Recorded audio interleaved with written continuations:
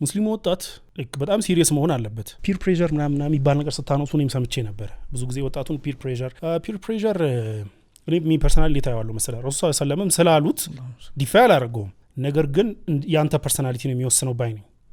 እንዴት መሰለህ አንድ ሰው ወደ ኔጌቲቭ ኢንፍሉዌንስ እንደሚያደርግ ሁሉ አንተ ወደ ፖዚቲቭ ኢንፍሉዌንስ የማድረግ እኩል ብቃት ሊኖር ይገባል። ገባ? ሶ ከማይሆን ሰው ጋር ስለሆንክ አንተ ወደ እሱ መሄድ የለብህም። እሱን ወደ አንተ የማምጣት እንትን ሊኖርህ ይገባል። ካልሆነልህስ መለየት የማትችልበት ቦታ ላይ ከሆንክ ምንድነው የምታደርገው? እሱም በራሱ አንተም በራስህ ለኩም ዲኑኩም ወሊየ ዲን ብለህ ትቀጥላለህ።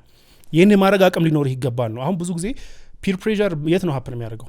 ሰፈር ውስጥ እኮ አይደለም፣ ትምህርት ቤት ውስጥ ደን ዩኒቨርሲቲ ውስጥ። ለምን እነዚህ ልጆች ተለያይተው መኖር አይችሉም? ለምሳሌ የማይሆን ነገር የሚመክርህ ልጅ ክላስሜትህ ነው፣ ከጎን የሚቀመጥ ሁሌ ትገናኛለህ። እሱ ስትል ትምህርት ቤት አትቀይርም፣ ወር ትምህርት አትተውም። ሶ አቮይድ ማድረግ የምትችለው ልጅ አይደለም ማለት ነው። አቮይድ ካላረከው ምን ታደርገዋለህ? አንተ ወደ ፖዚቲቭ ትጠራዋለህ። ካልሆነስ እዛው ላይ አንተም በአቋም ጸንተህ እሱም በራሱ እንትን ሆኖ መቀጠል መቻል አለበት። ይሄንን ቅርሳ ግን ዳውዲ ይሄንን ለማድረግ ግን አሁን እንትን አይፈልግም።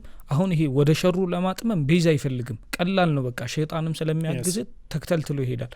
ይሄ ወደ ኔጌቲቭ መምጣቱ አይደለም። ይሄኛውን ልጅ ለማምጣት ራሱ እዛ ነገር ላይ ለማጽናት የሆነ ቤዝ ይፈልጋል ብዬ አስባለሁ። ቤዝ ይፈልጋል ለፖዚቲቭ ቤዝ ብቻ ሳይሆን ግን ይሄ ስቴትመንት ራሱ እንትን ጭንቅላታችን ውስጥ ሊፈጠር ይገባል።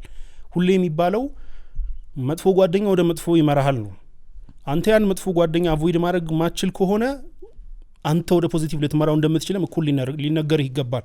የዳዕዋ ፕሪንሲፕል እኮ ያኮ ነው አይደል? መጥፎ ሰዎችን መራቅ ሳይሆን ሂደ ዳዕዋ ማድረግ ነው። ለምሳሌ የዳዕዋ ፕሪንሲፕል ራቀው እሱ የራሱ ጉዳይ ሳይሆን በተለይ ሙስሊም ሲሆን ሙስሊምም ባይሆን አብረኸው ምናምን ሆነ ሃይማኖቱን ባታስቀይረውም ጥሩ ጸባይ እንዲኖረው ምናምን መምከር ትችላለህ።